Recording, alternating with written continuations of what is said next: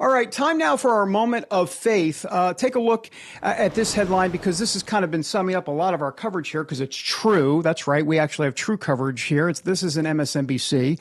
Princeton students chant call for murdering Jews. Remember that Princeton University, often considered the most prestigious university in the nation, the chant now you are about to hear, long live the Intifada, is considered basically a call for murdering Jews. Have a look. Intifada! Intifada! Intifada! Long live the Intifada! Intifada! Intifada! Long live the Intifada! Justice is our demand! There is no peace on stolen land! Justice is our demand! There is no peace on stolen land! Justice is our demand! There is no peace on. To talk more about this, we're joined by Rabbi Mark Wildes with the Manhattan Jewish Experience. Rabbi, thanks for being here. What tough times, what are Jews in America, let alone the whole entire world, but why don't we talk about America, supposed to do when this type of hate is so evident? It's like we knew it was there, but this is just basically shown that it's come out of the woodwork, and it's like whack-a-mole out there. Yeah, it is whack-a-mole. It's come out of the woodwork. The most important thing we have to do is change the narrative. The problem is our young people, they've been polluted by certain words and stories that are simply falsehoods. You know, Hitler told the world that if you repeat a lie enough times, people will start believing it.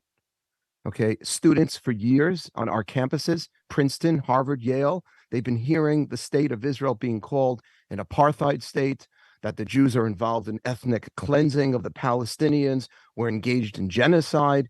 You keep repeating those lies again and again, right? Ethnic cleansing, then why has the Arab population in the Gaza Strip doubled in the last couple of years since, by the way, Israel returned the Gaza Strip to the Palestinian people? Okay, these are falsehoods. There's no genocide. Okay, there is a genocide. There's an attempted genocide on the part of Hamas. But if we keep allowing these words, again, ethnic cleansing, apartheid, genocide, they've come, and our brightest minds, it boggles my mind. Nobody looks into facts anymore. They just keep repeating the mantra.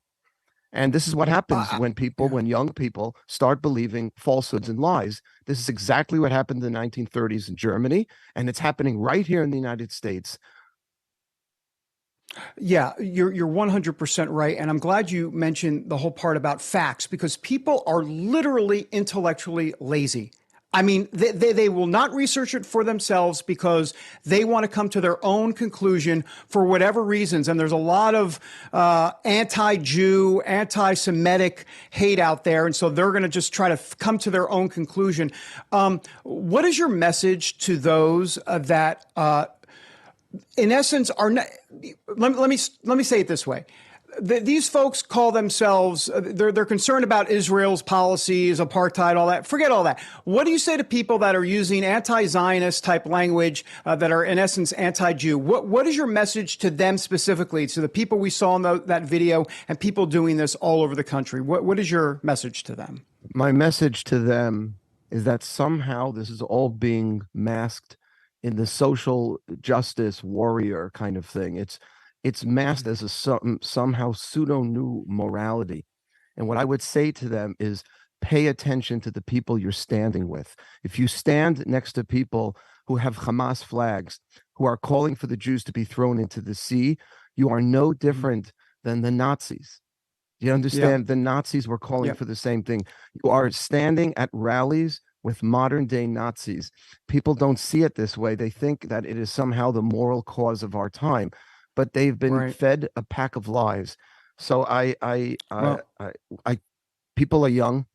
I'm hopeful as a rabbi and as a teacher. All my students are in their 20s and 30s. I've changed a lot of people's minds over the years. We have to get to the young people whose minds have not been made up, and to demonstrate to them that this was an attack not simply on Israel against some sort of occupation. Got to run. The world needs to, that there was no occupation. The occupation was given up.